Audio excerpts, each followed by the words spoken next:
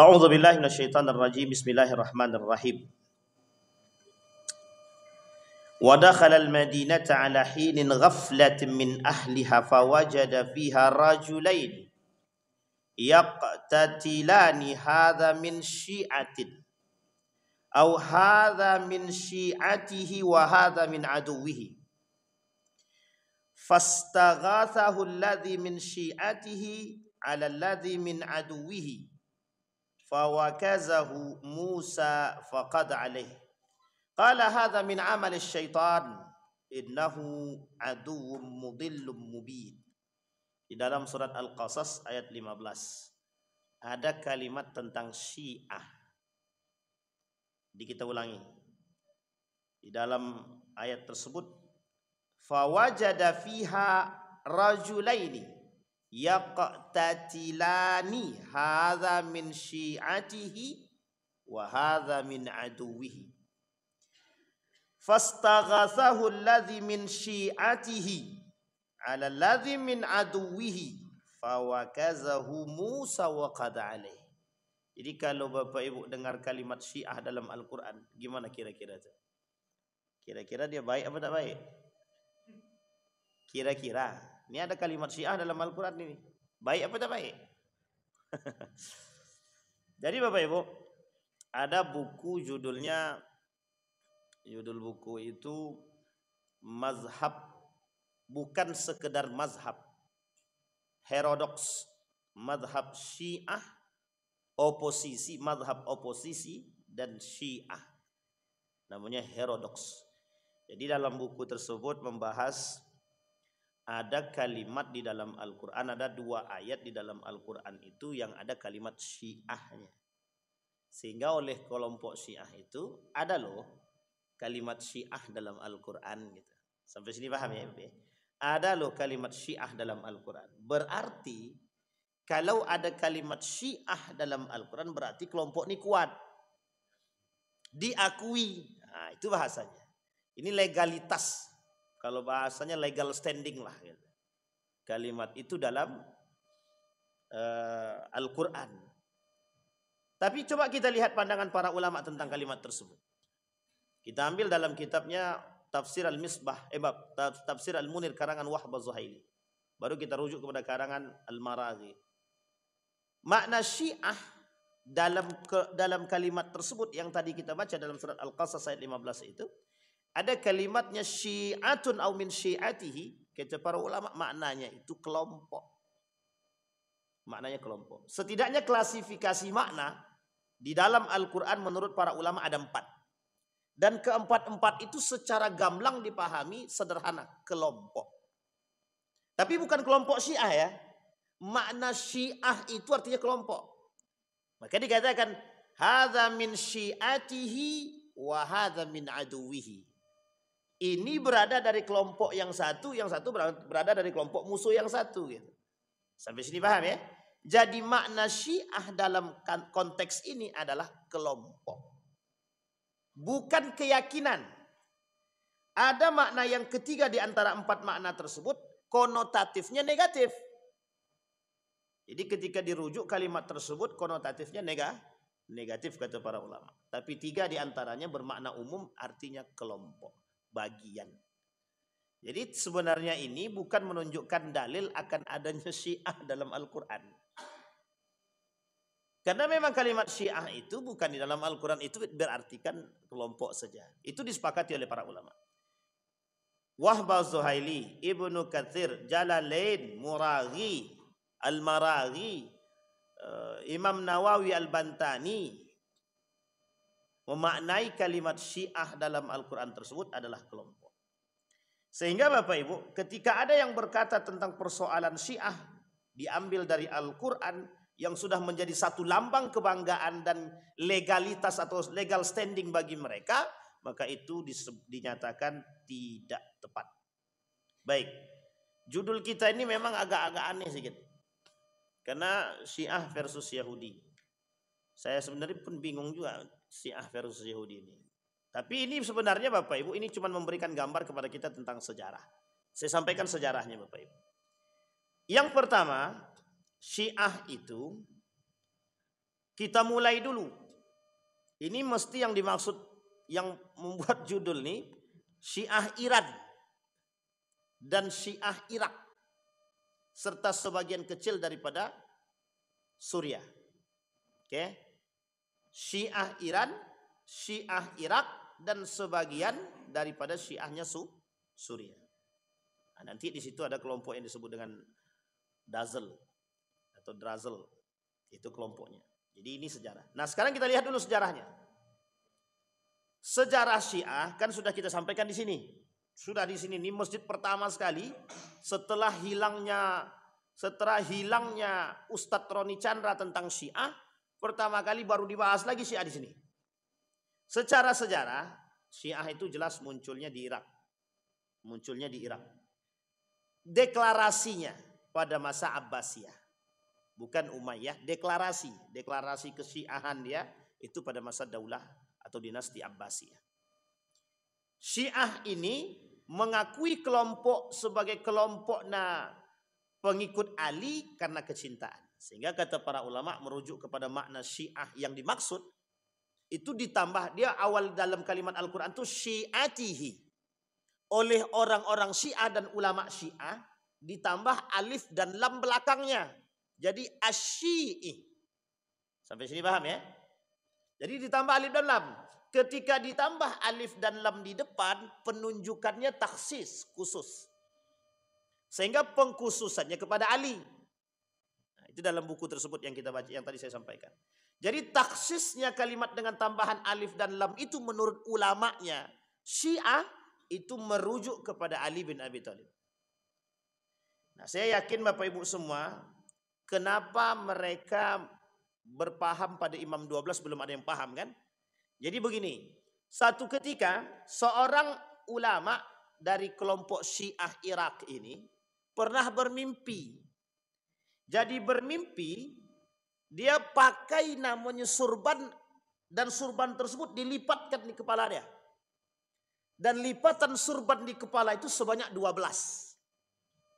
Sehingga ternyata dalam sejarah kenapa ambil Imam 12 itu, oleh ulamanya Syiah itu yang kental dengan kesyiahannya itu ternyata menganggap paham kepala yang tadi lingkaran 12 tadi adalah Imam 12. Ini sejarah muncul caci maki nanti itu. Ini sejarah muncul. Baik. Nah, kita sampaikan sejarah secara gamblang saja. Jadi Ali berseteru dengan Muawiyah, ada kelompok yang mencinta, ada yang keluar. Yang mencintai kelak dinasti Abbasiyah disebut sebagai Syiah. Dalam yang lain disebut dengan Khawarij. Pada dinasti Umayyah ada dia kelompok ini pencinta Ali bin Abi Thalib, ada berseteru juga. Mereka tidak mau bergabung dengan kelompoknya Muawiyah. Meskipun mereka di Irak atau di Kufah ketika itu berada, mau tidak mau tetap berada naungan Muawiyah, tapi tidak semuanya mengakui berbaiat kepada Muawiyah. Yang kedua, dinasti Abbasiyah deklarasi secara resmi nahnu Syi'i, kami Syiah. Waktu ini, pada masa ini belum ada penyelewengan secara drastis daripada paham Syiah itu sendiri. Dan belum ada Imam 12 di sini, belum ada. Imam 12 pada masa ini belum ada. Singkat cerita, dalam sejarah perubahan ini terus terjadi, muncullah kemudian dinasti Turki Utsmani. Setelah Andalusia, Mongol, Utsman, Granada ya, Utsmani ya, muncul. Namanya dinasti atau kerajaan Turki Utsmani. Kerajaan Turki Utsmani dalam masa ini muncul yang disebut dengan kelompok Sufi. Kelompok Sufi ini dalam sejarahnya itu diarahkan pada dua tempat. Satu Persia, satu lagi Turki itu sendiri. Satu Persia, satu lagi Turki itu sendiri. Maka kalau Bapak Ibu ke Turki, ada namanya orang-orang yang joget keliling. Tahu ya? Karena itu bahasa mereka, cara mereka merefleksikan rasa cinta sehingga ada jogetnya begitu. Jadi dalam lingkaran mereka berjoget itu ada solawatnya dan zikirnya. Satu. Yang kedua, Persia. Kenapa Persia? Persia ini itu tempat yang terkenal dengan munculnya kelompok-kelompok yang disebut dengan Sufi. Kenapa demikian? Mengaku sebagai pengikutnya Ali bin Abi Thalib. Sehingga mohon maaf, dalam kelompok Syiah dan orang-orang tasawuf dan Sufi itu sebenarnya Ali bin Abi Thalib adalah orang yang tertinggi dalam tingkat kesufiannya setelah Abu Bakrin Siddiq. Jadi tingkat tasawuf tertinggi itu Ali bin Abi Thalib setelah Abu Bakrin Siddiq. Pokoknya di luar baginda Nabi, di kalangan para sahabat. Sehingga kalau orang merujuk kesufian itu tengok Abu Bakar. Setelah tengok Abu Bakar, tengok Ali bin Abi Thalib. Nah, gitu dia. Maka ulama-ulama Persia itu banyak dia mengacu kepada Ali bin Abi Thalib karena Persia itu sebagian di antara mayoritas mereka adalah pengikut daripada Ali bin Abi Thalib yang notabene kelak disebut dengan Syiah itu. Nah, sekarang Bapak Ibu, ketika di masa Turki Utsmani ada namanya dinasti Safawiyah. Dinasti Safawiyah ini Bapak Ibu adalah dinasti yang pertama yang merubah nama Iran, nama Persia jadi Iran. Jadi Iran ini diambil dari nama kelompok asli orang pribumi. Namanya Arya. Tahu Arya? Nama orang pribumi asli Persia itu adalah Arya. Sehingga dikembalikanlah oleh mereka. Tahu Bapak Ibu siapa tukang kembali ini? Reza Pahlavi. Bukan Reza Pahlavinya, bapaknya Reza Pahlavi. Yang pertama sekali melakukan penggulingan terhadap kerajaan Safawiyah. Jadi nanti sejarah ini memang panjang sekali. Ini kalau sebut sejarah ya. Jadi dinasti Safawiyah ini ada raja sebelum terakhir itu namanya Sulaiman. Nah, raja terakhir ini Sulaiman ini dari masanya Safawiyah itu sebelum Safawiyah itu datang, jadi Iran ini itu tidaklah Syiah, tapi Ahlus Sunnah wal Jamaah. Nah, jadi ini gini Bapak Ibu, ini ada gap namanya history gap. Jadi kesenjangan dalam sejarah. Dalam sejarah Islam itu Renaissance itu gini. Ada namanya perkembangan Islam. Dalam sejarah umat muslim, dalam sejarah perkembangan ilmu pengetahuan, ada namanya Renaissance dalam Islam itu. Tempat tumbuhnya Islam. Tempat tumbuhnya Islam itu tiga. Yang paling berpengaruh dan paling nampak. Irak, Iran, Damaskus, Syam. Irak, Iran, Damaskus. Irak, Iran, Syam. Tiga ini aja. Dari tiga sinilah munculnya orang-orang ilmuwan muslim itu. Kita ambil contoh. Di mana ilmuwan muslim itu yang semuanya notabene Saudi? Tak ada. Rata-rata Persia. Kita ambil yang dari Persia. At-Turmuzi, Persia. Al-Bukhari, Persia. Khurasan, Imam Al-Ghazali, Persia. Tidak ada yang Saudi Arabia di situ. Coba cari, tidak ada itu Saudi Arabia itu. Muslim. Orang-orang itu pokoknya dari bagian tiga negara tadi. Syam, Damaskusnya, Irak, Iran. Semua dari situ. Maka disebutlah ketika itu Renaissance itu kebangkitan itu memang dari timur. Kebangkitan Islam dari timur. Cuma oleh orientalis diselewengkan. Bagaimana cara menyelewengkannya? Itu tidak ada kaitannya dengan Sunni itu. Perkembangan ilmu teknologi itu, perkembangan ilmu itu dalam Islam itu melalui jalur Renaissance. Renaissance itu berada di tempat itu. Tempat itu Syiah. Persia, Babilonia, Damaskus. Dalam Damaskus ini, Syam ini, ada yang disebut dengan Suriah. Yang hari ini sebagian di antara mereka itu adalah Syiah. Dan ini Syiahnya, Suriah ini, itu merujuk kepada Bashar Asad. Sampai sini paham ya? Ini sejarahnya begini Pak. Jadi kalau merunutkan sejarahnya harus begitu dulu gitu. Sehingga sejarahnya Syiah dalam kelompok ini, itu memang panjang memang. Awalnya Syiah di Irak, itu pengkhianat. Karena berkhianat pada Ali, berkhianat kepada Hasan, berkhianat kepada Al-Husain. Memang karakternya pengkhianat memang. Sampai Nabi bilang tuh memang karakter, jangan ikut kelompok itu kata Nabi. Jadi kalau kata Nabi ada tiga kekuatan Islam muncul di akhir zaman. Irak, Yaman, sama Syam. Kata Nabi jangan ikut yang Irak. Ikuti Yaman atau Palestina. Yang paling kuat nanti Palestina. Yang paling kuat. Karena diikuti oleh sekian banyak orang muslim. Termasuk salah satunya Konstantinopel. dalam sejarah itu nanti bangkit kembali Konstantinopel itu. Mana lihat Turki. Sampai sini paham ya? Di Turki itu ada namanya satu tempat, satu kota yang besar isinya itu adalah tempat pembangunan Konstantinopel yang disebut dengan Istanbul sekarang.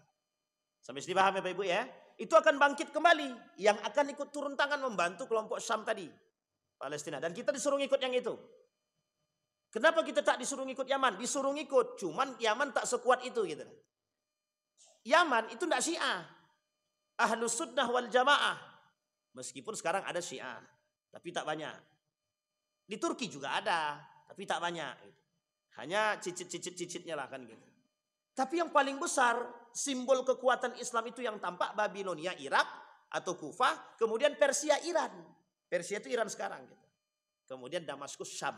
Dalam Syam itu ada Palestina, ada Libanon, ada Yordania, ada Yerusalem dan sebagainya. Sampai sini paham ya Bapak Ibu ya? Kita runut lagi nih. Kita ambil yang kita potong yang Persia saja. Yang Persia. Persia ini dulu bukan Syiah. Agama asli Persia ini pada masanya itu Majusi. Nah, agama aslinya Majusi. Kata Nabi dalam sejarah Islam itu, negara mana yang paling kuat di muka bumi ini yang tidak pernah ditaklukkan oleh Islam? Tak ada. Dalam sejarah, negara terkuat di dunia yang bisa menaklukkannya cuma satu, Islam. Bapak Ibu boleh coba, bukan Roma, Romawi. Siapa yang menaklukkan? Yerusalem pada masanya, siapa yang menaklukkan? Baginda Nabi Muhammad SAW, Umar bin Al-Khattab, Salahuddin Al-Ayyubi. Nah, sekarang Babilonia, Persia, Bizantium sama semua Pak. Ditaklukkan sama Muslim semua. Islam semua yang menaklukkan itu. Konstantinopel pada masa yang terkenal gagah perkasa, siapa dia? Muhammad Al-Fatih, penakluknya. Hanya dapat dalam mimpi kan. Nah, ini kalau sebenarnya bahas sejarah ini memang enak memang. Sejarah itu memang enak. Cuman mengkait-kaitkannya itu agak rumit sedikit. Gitu. Nah, apalagi yang dikaitkan itu adalah ideologi. Nanti kapan kok bisa Turki itu menjadi orang-orang yang supi keliling-keliling gitu kan. Nah, itu lain lagi sejarahnya gitu. Nah, kita singkatkan pada poin yang tadi. Nah, Persia Majusi. Setelah kemudian ditaklukkan oleh Islam berubah. Dari Majusi berubah menjadi Islam. Islamnya Ahlus Sunnah wal Jamaah. Penakluknya siapa? Khalid bin Walid.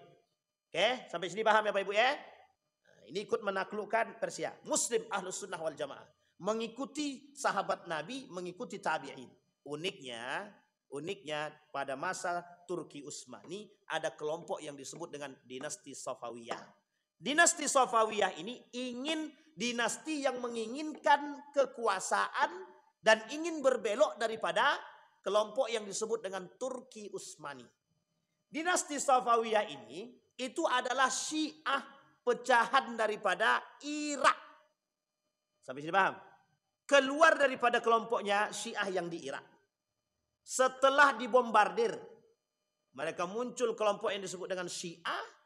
Syiah ini mengatasnamakan sebagai Syiah Safawiyah.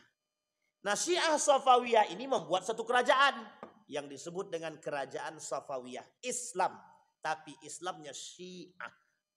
Nah, sampai di sini bisa dipahami? Bisa kita runut Bapak Ibu ya? Ini agak aman apa tak aman nih? Oh, tak aman bahaya nih. Mau pakai papan tulis nih kan biar coret-coret gitu kan. Dinasti Safawiyah. Aman ya Bapak Ibu ya? Nah, sekarang dinasti Safawiyah. Dinasti Safawiyah membawa satu paham yang disebut dengan Syiah. Yang ketika itu paham dia belum sampai pada pahamnya Imam 12. Oke. Di tengah perjalanan seorang ulama Syiah Safawiyah bermimpi. Bertemu dengan baginda Nabi Muhammad SAW yang melilitkan di kepala dia 12 lilitan. Yang dipahami oleh ulama tersebut karena ulama ini termasuk yang tidak suka dengan Turki Utsmani. Nah, sampai sini paham ya? Termasuk yang tidak suka dengan Turki Utsmani karena ada salah satu di antara saudaranya yang dibunuh. Singkat cerita, kebencian semakin menjadi dan dia bekerja sama dengan Inggris untuk menaklukkan Turki Utsmani, diberikan sarana untuk ikut berperang melawan Turki Utsmani. Sampai sini paham keberpihakannya Bapak Ibu? Kemana keberpihakannya? Inggris. Apa kepentingannya? Kepentingannya apa Bapak Ibu? Kekuasaan. Berarti politik itu bukan? Politik. Sekarang pertanyaannya, di mana letak poin ideologinya? Ntar dulu. Jangan masukkan dulu. Dah, singkat cerita. Agak aman sedikit nih.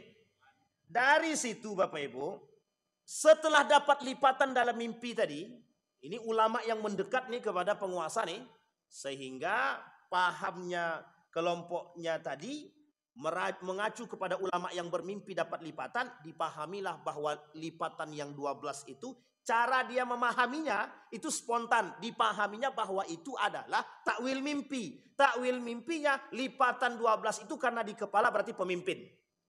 Sehingga pemimpin itu dalam bahasa Arabnya imam. Maka diambillah kalimat itu imam. Karena dia lipatannya 12, disebutlah lipatan 12. Sampai sini paham? Lipatan 12 itu dimulai dari siapa? Ali bin Abi Thalib. Ali bin Abi Thalib. Kemudian Al-Hasan wal Husain. Ali Zainal Abidin yang tersisa satu-satunya dari Al-Husain. Yang tersisa satu-satunya dari Al-Husain dalam perang Karbala. Yang tidak ikut karena sakit di tenda. Itu yang tak ikut itu Ali Zainal Abidin. Anak daripada Al-Husain. Nah, sampai sini paham ya? Ini kelak yang mewarisi daripada keturunan baginda Nabi Muhammad SAW setelahnya. Nah, jadi sini urutannya di situ. Singkat cerita lagi. Nah, singkat cerita, ketika itulah kemudian dia kata kepada kerajaan Safawiyah, agama resmi kita yang berbau Sunni buang. Apa konsekuensinya? Yang tidak mau ikut paham mereka sebagai paham terkuat di kerajaan Safawiyah, semuanya harus disingkirkan. Semuanya harus disingkirkan. Termasuk yang berpahamkan Ahlus Sunnah wal Jamaah yang lebih tepat disebut dengan Sunni. Terjadilah tragedi pembunuhan terhadap paham-paham Sunni tadi. Jadi orang-orang yang ikut paham Sunni bunuh, yang tak mau ikut bunuh. Jadi kalau Bapak Ibu tengok dalam sejarah, pembunuhan yang dilakukan, pembantaian yang dilakukan oleh Syiah terhadap orang Sunni ada pada 4 titik terbesar. 1 Yordania, yang kedua Libanon, yang ketiga Irak, yang keempat ada pada Suriah. Ini yang terbesar tuh Pak. Dan itu di atas puluhan ribu itu. Pembunuhan yang mereka lakukan terhadap kelompok Sunni. Ini bukan dalam sedang menghakimi Syiah. Paham ya? Bukan sedang dalam menghakimi Syiah, tapi ini sejarah. Singkat cerita Bapak Ibu, dijadikanlah agama paham resmi di situ, mazhab resminya adalah Syiah. Disinilah Bapak Ibu, bahasa Syiah sudah menjadi, maka bergantilah kepengurusan. Sulaiman ini bertikai dengan Reza Khan namanya. Reza Khan. Reza Khan inilah kelak yang akan mengambil alih kekuasaan dinasti Safawiyah yang kelak dirubah menjadi revolusi Islam Iran. Sampai sini paham ya? Dari dinasti kerajaan, dari sistem kerajaan menuju perdana menteri, dari perdana menteri menuju revolusi Islam Iran yang dinahkodai oleh Muhammad Reza Pahlavi. Dirubahlah namanya oleh dia 1935 dari Persia berubah menjadi Iran. Diambil dari orang asli pribumi. Oleh Reza Pahlavi dianggap dia adalah orang asli pribumi. Asli pribumi Persia itu nama kelompoknya Arya. Apa namanya Bapak Ibu? Arya. Sehingga Arya ini disebutlah Iran. Panggilan Iran itu diambil dari nama Arya tersebut. Artinya dia, Reza Pahlavi kata, kalau Persia orang tidak kenal asli pribumi. Kalau bahasa lainnya begini. Apa namanya ya? Mengangkat local wisdom. Nah, kalau bahasa lainnya local wisdom lah. Mengangkat budaya lokal biar orang kenal. Sebenarnya bukan itu. Sebenarnya bukan itu. Ketidaksukaan Reza Pahlavi terhadap komunitas yang disebut dengan dinasti Safawiyah. Sampai sini pahami Bapak Ibu ya. Reza Pahlavi bukan bagian daripada dinasti Safawiyah. Sekarang kita lihat, apakah Iran itu Syiah dan apakah Syiah itu Iran? Dari pemaparan saya dari awal sampai sekarang, Bapak Ibu bisa paham atau tidak? Apakah Syiah itu Iran? Dan apakah Iran itu Syiah?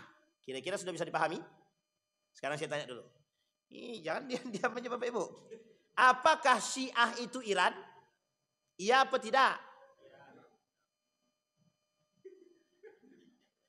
Apakah Syiah itu Iran? Tidak. Apakah Iran itu Syiah? Iya apa tidak? Oke, kita luruskan. Iran itu Syiah. Karena mazhab resminya Syiah.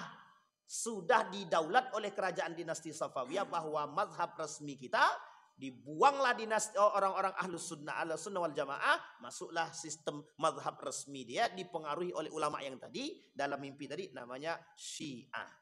Jadi Syiah itu belum tentu Iran, Iran itu mesti Syiah. Sampai sini paham ya?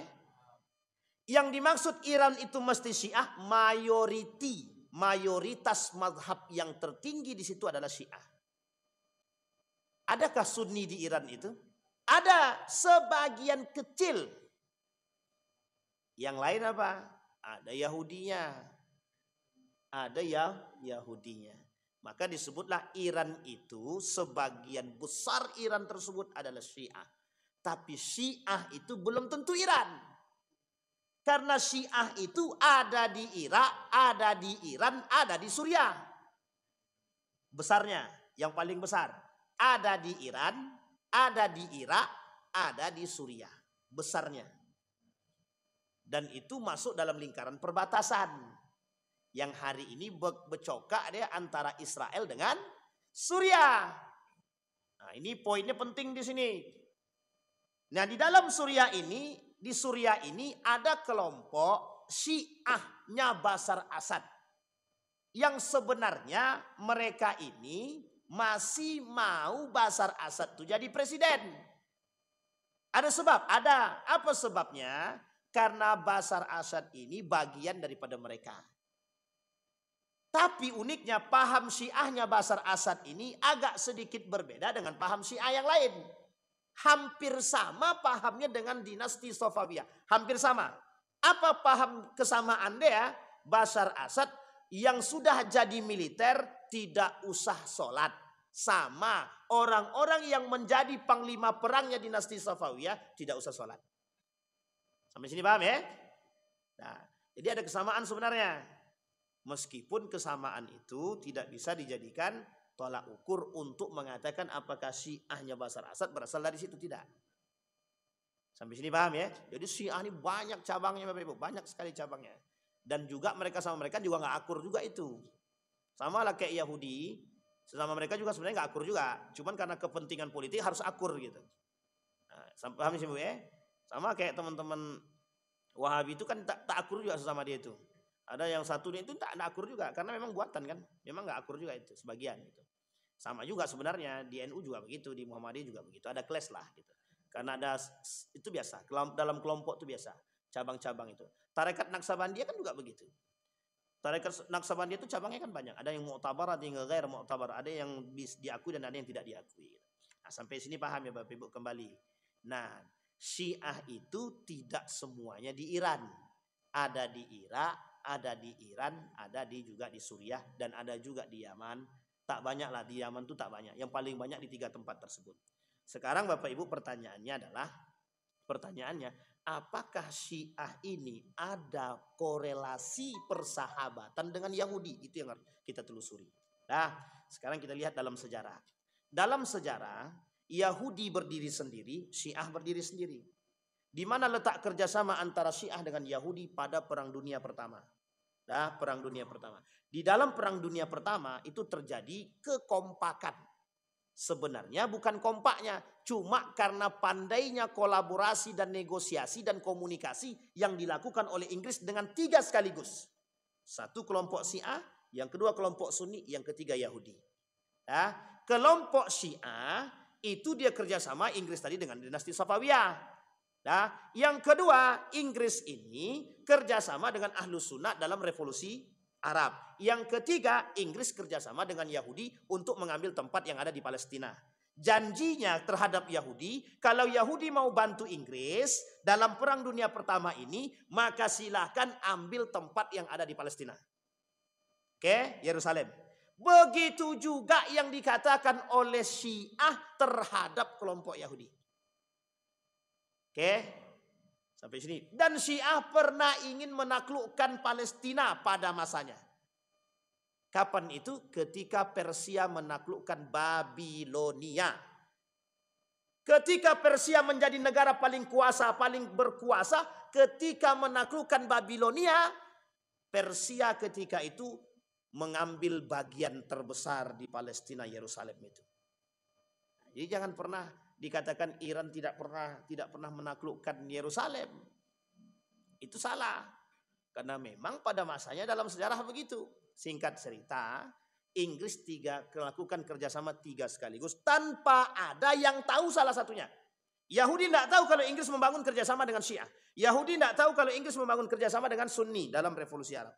Hanya kepentingan Inggris waktu itu ingin menang dalam Perang Dunia Pertama. Cuma Inggris pintar. Pintarnya Inggris, dia punya duit, dia punya segalanya, dia fasilitasi kelompok dinasti Safawiyah, dia fasilitasi Ibnu Saud, dia fasilitasi Syarif Hussein, dia fasilitasi juga Yahudi. Sampai sini paham ya? Nah, ini satu. Sekarang kita kembali sejarah yang jauh antara Babilonia dengan Persia dalam sejarah.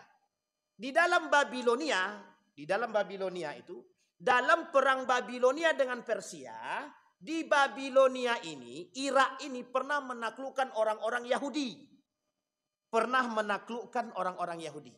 Setelah orang Yahudi ditaklukkan oleh Babilonia Irak, orang-orang Yahudi tadi yang mau mendedikasikan diri mereka ke Babilonia diberikan tempat. Yang tidak mau penjarakan. Sehingga banyak di antara kaum Yahudi tadi mau mereka mendedikasikan diri mereka kepada Babilonia, Irak.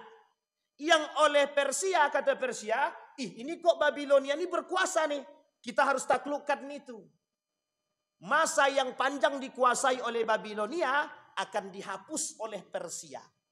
Sekarang kita lihat bagaimana cara Persia menghapus jejaknya Babilonia. Sebagian loyalis daripada orang-orang Babilonia Irak ketika itu, kan dikenal Irak ini pengkhianat nih. Tapi sebagian besar loyalis mereka adalah kaum Yahudi. Karena kaum Yahudi yang sudah ditaklukkan tadi diberikan tempat ketika mereka mau mendedikasikan diri mereka kepada Babilonia. Sehingga orang-orang yang di dalam itu tadi oleh Persia dilakukan komunikasi. Kepada siapa komunikasinya? Kepada kelompok yang Yahudi tadi. Yang sudah loyalis kepada. Sekarang apa janjinya? Janjinya, kalau mereka mau ikut dengan Persia, membantu Persia, kami janjikan Palestina untuk kalian. Ini sama enggak kelakuannya dengan yang sekarang itu? Sama, Pak. Sama. Maka kalau Bapak Ibu bercerita tentang Amerika, sebenarnya Amerika itu negara baru yang berkuasa. Dan bukan mereka yang berkuasa. Kalau Inggris murni, Pak. Satu-satunya negara yang tidak boleh diotak-atik di dalam PBB itu cuma satu. Inggris.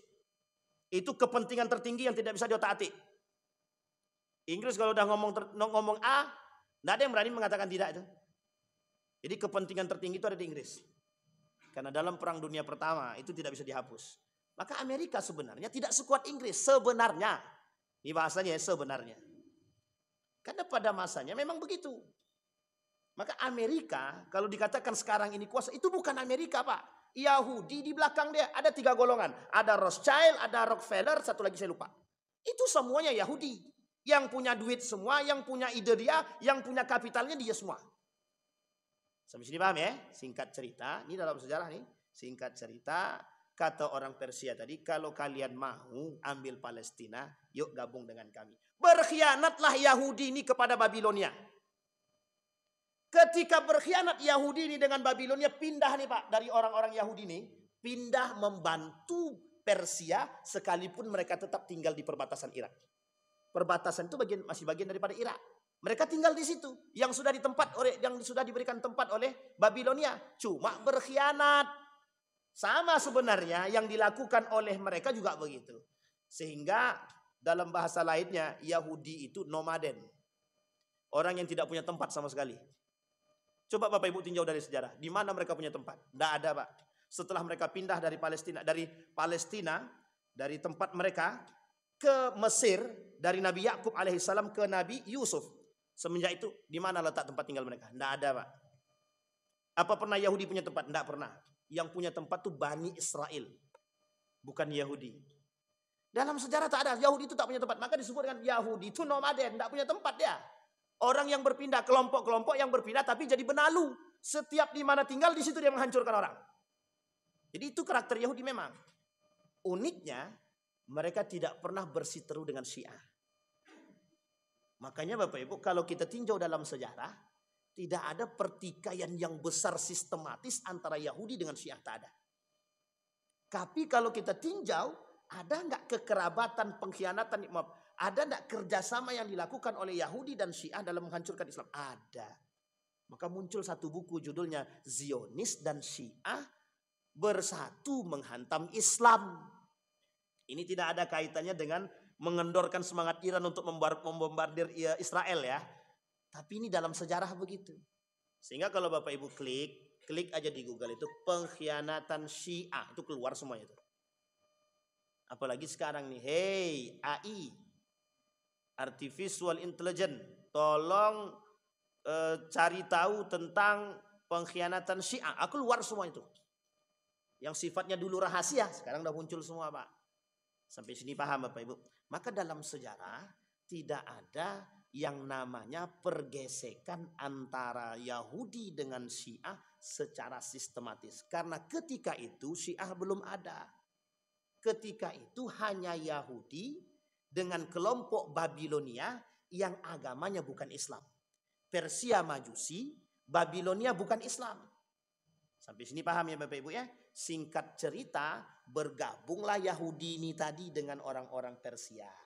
Ketika sudah gabung nih orang Yahudi dengan Persia ini udah gabung nih, berkhianatlah kepada Babilonia.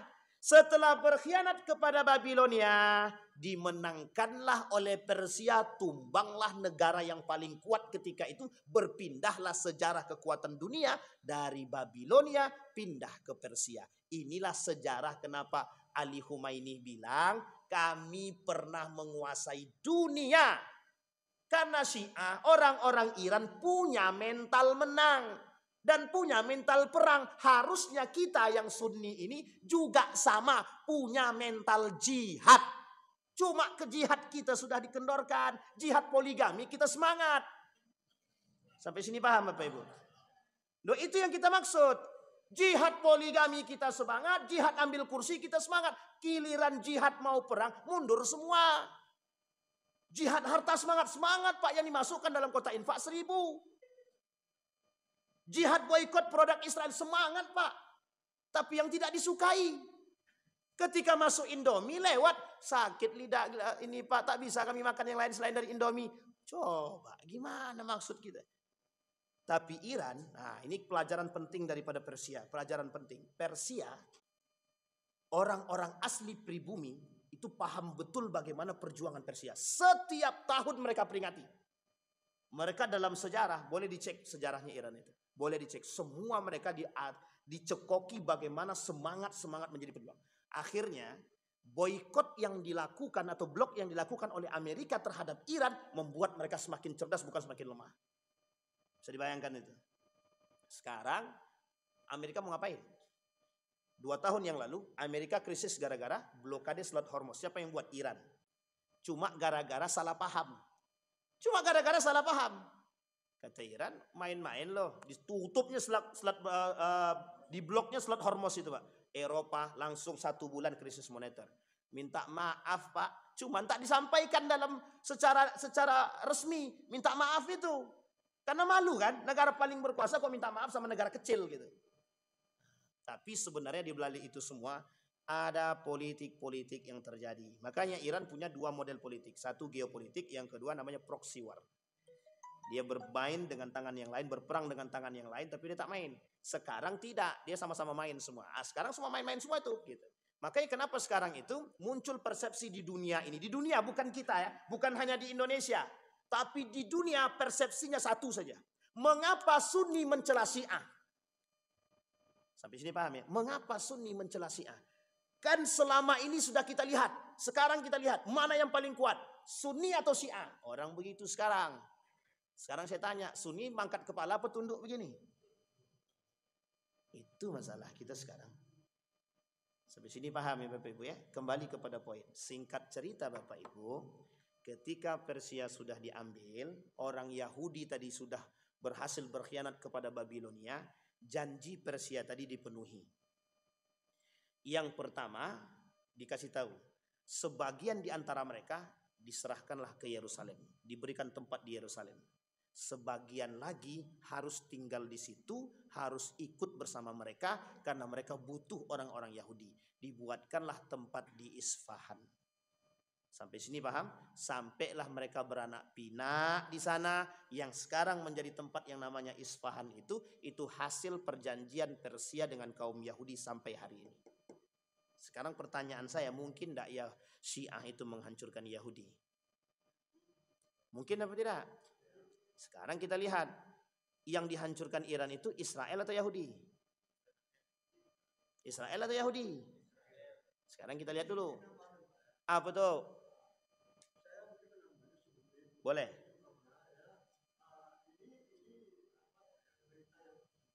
Mm-mm.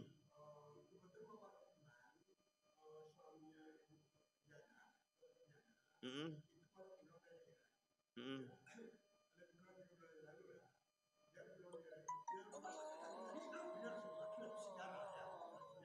Benar.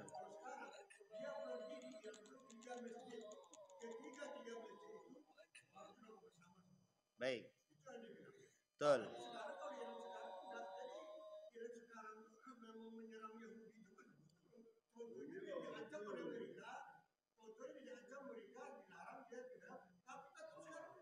Baik.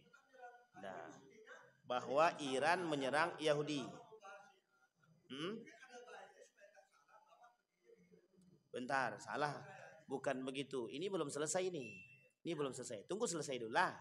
Sekarang kita garis bawahi dulu. Yang diserang itu Israel atau Yahudi? Kita pahamin dulu. Israel, Zionis, Yahudi itu tiga-tiganya beda. Sampai sini paham ya? Nah, kita garis bawahi dulu. Kita garis bawahi dulu. Kenapa saya bilang begitu? Sebenarnya kalau Syiah mau menghancurkan Yahudi, dia harus hancurkan dulu Isfahan. Kenapa Isfahan harus dihancurkan? Benih Yahudi di situ. Sampai sini paham ya? Bapak Ibu boleh cek, datanglah ke Isfahan itu. Datang ke Isfahan tuh, setiap tingkap itu sudah ada namanya bendera Yahudi semua. Setiap tiang itu sudah diberikan gambar Yahudi. Dan Nabi bilang, kelak akan muncul pengikut Dajjal itu dari Isfahan. Siapa mereka? Kaum Yahudi. Berapa jumlahnya? 70.000. Sekarang jumlah mereka sampai hari ini baru 16.000. Sekarang masih kurang berapa? Masih kurang banyak. Gitu ya. Sekarang kita, bukan tak salah, yang Atuk sampaikan itu betul sekali, sangat betul sekali. Bahkan hari ini, Syiah itu bukan hanya panjat itu. Ada bahasa yang harus kita pahami dulu. Kita sekarang ini tidak sedang melemahkan Iran dalam dan sedang tidak memutarbalikkan, sedang tidak mencuci pola pikir masyarakat Sunni untuk berseberangan dengan Syiah. Tidak. Kenapa saya katakan tidak? Karena kita perlu paham sejarah terlebih dahulu. Biar kita tidak salah paham. Tapi pengkhianatan Syiah tidak pernah bisa kita lupakan dalam sejarah. Tak pernah bisa. Tapi ini ada kaitannya kah dengan Syiah yang ada di Iran? Tar dulu. Sampai sini paham itu ya? Jadi harus dipisahkan Pak. Jadi ini tujuannya kita sejarah itu di situ. Biar kita nggak salah paham. Israel sekarang itu tidak semuanya Zionis. Dan tidak semuanya Yahudi. Dah sampai sini paham ya Bapak Ibu ya? Yahudi itu tidak semuanya Israel. Setengah dari penduduk Eropa hari ini semuanya Yahudi. Setengah. Buka sejarah. Cari data. Setengah dari penduduk Eropa Yahudi semua. Kenapa saya berani katakan Yahudi semua? Mereka yang pertama sekali punya uang terbanyak di dunia dari Jerman. Yahudi Georgia. Bukan Yahudi Israel, bukan. Sekarang kita rujuk dulu. Zionis ini dibangun oleh seorang pemuda bernama Theodor Herzl. Theodor Herzl ini memanggil semua orang-orang berduit Eropa dari kalangan Yahudi masuk ke sini. Kita bangun satu kelompok namanya Zionis. Tujuannya mendirikan yang disebut dengan negara Yahudi. Kapan itu? Gara-gara Sultan Abdul Hamid menendang dia. Tak mau Sultan Abdul Hamid itu memberikan tempat bagi kaum Yahudi yang ada di sana. Ketika itu Israel sudah ada di sana. Sudah. Cuma tidak sekuat yang sekarang. Sampai sini paham ya Bapak Ibu ya? Sehingga kenapa saya katakan Yahudi itu nomaden? Karena Yahudi itu bukan dari cicitnya Bani Israel. Bukan. Yahudi sekarang itu bukan dari cicitnya Bani Israel. Tapi Yahudi sekarang, Yahudi yang berkepentingan di bawah naungan Zionisme. Sampai sini paham itu ya? Jadi hanya untuk mengambil tanah saja. Nah, singkat cerita begini. Singkat ceritanya. Israel sekarang itu tidak semuanya Zionis. Tapi Zionis punya kepentingan. Apa kepentingan Zionis? Membangun negara Yahudi. Namanya Yahudi State. Itulah kepentingan Zionis. Meskipun tidak semua orang Yahudi di muka bumi ini, tidak semua orang Yahudi itu adalah Zionis. Buktinya Perdana Menteri Israel sendiri itu bertolak belakang, bukan Perdana Menteri. Ada seorang Perdana Menteri Eropa bertolak belakang dengan kaum Yahudi Zionis. Padahal dia orang Yahudi sendiri. Kenapa demikian? Karena ada perbedaan. Nah, sehingga yang ingin kita kerucuti sekarang ini, persoalannya adalah bukan hanya sekedar Yahudi dengan Israel. Bukan hanya Syiah dengan Yahudi. Sekarang itu Iran dengan Israel. Bukan Syiah dengan Yahudi. Nah, bisa dipahami. Tapi Syiah dengan Yahudi dalam sejarah itu punya kedekatan yang tidak pernah bisa kita lupakan. Kapan itu? Ketika menghancurkan Babilonia yang sampai hari ini orang Yahudi di situ diberikan tempat oleh Persia. Sampai hari ini. Itu cikal bakal perkataan Nabi yang kelak kita temukan bahwa 70.000 dari Isfahan itu tak jauh dengan Khurasan. Padahal dalam hadis Nabi, Khurasan itu akan muncul Panji yang akan melawan orang-orang Yahudi. Panji-panji Islam yang ikut menaklukkan Palestina. Gitu. Sampai sini paham ya? Singkat cerita, kita kembalikan. Apakah ada perang antara Yahudi dengan Syiah? Tidak ada secara sistematis. Dalam kekerabatan, apakah ada kekerabatan? Banyak. Sekarang kita rujuk dalam pertanyaan yang satu tadi. Apakah Israel dengan Iran ini dalam perang Yahudi dan Syiah? Saya jawab. Tidak semuanya. Sampai sini paham Bapak Ibu ya? Tidak semuanya. Iran menaklukkan Israel punya kepentingan. Ada kepentingan politik. Ada kepentingan ideologi yang tidak pernah bisa kita lupakan. Kepentingan politik Iran adalah Iran pernah menjadi negara paling berkuasa di dunia. Maka Iran akan mengatakan kepada Israel bahwa kami berhak menjadi penguasa dunia. Satu. Yang kedua, dalam urusan ideologi, apa yang akan dilakukan oleh Iran? Jika Syiah berhasil menguasai dunia, maka mudah bagi mereka untuk menetapkan paham ideologi. Pertanyaannya perlu kita sampaikan itu. Kalau kita sampaikan kira-kira orang-orang di muka bumi ini yang muslim alergi nggak dengan Syiah kira-kira? Apalagi kalau kita katakan Syiah sekarang itu musyrik. Musyrik loh ya, bukan kafir, tapi musyrik. Karena pada masanya Persia dahulu itu kelompok musyrikun, bukan kelompok kafirun. Sampai sini paham ya Bapak Ibu? Ini sejarah.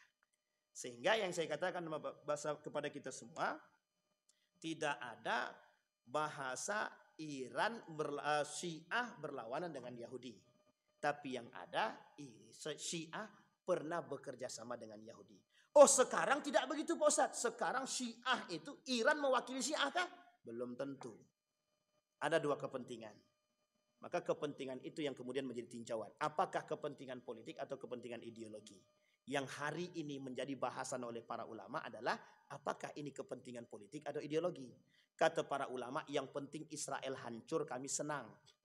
Sampai sini paham ya Bapak Ibu? Kata orang Sunni, yang penting Israel hancur kami senang. Pertanyaannya, apa yang harus kita lakukan? Kata Erdogan, ini Erdogan yang bilang tuh, bukan saya. Kita bela Iran, kita hati-hati dengan ideologinya. Itu saja. Pertanyaannya apakah Erdogan nggak paham? Belum tentu dia tak paham. Artinya kita berhati-hati dari kelompok tersebut dalam paham mereka, tapi kita tetap mendukung mereka. Karena nggak mungkin kita dukung Israel. Kalau kita dukung Israel, mestilah kita hancur, Pak. Munafik betul lah kita.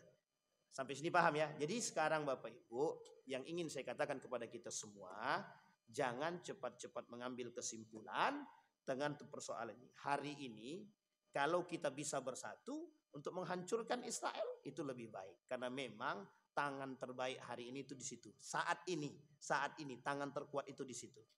Tapi kita nggak tahu ke depan. Wallahu a'lam bishawab. Yang kita nantikan mesti selalu sejalan. Imam Mahdi itu pasti turun. Panji yang dijanjikan pasti ada. Tinggal kita tunggu. Tapi bukan Muhammad Qasim ya. Ingat, bukan Muhammad Qasim. Dan itu bukan Imam Mahdi. Saya kira itu saja, mudah-mudahan ada manfaat bagi kita semua.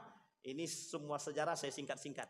Karena kalau dipanjang-panjangkan tak selesai kita. Mudah-mudahan ada manfaat bagi kita semua. Mudah-mudahan bisa kita ambil ibrah. Dan mudah-mudahan kita terbuka wawasan kita dalam cara berfikir kita dan cara kita menganalisa sesuatu. Fa'tabiru ya ulil absar la'allakum tuflihun. Assalamualaikum warahmatullahi wabarakatuh.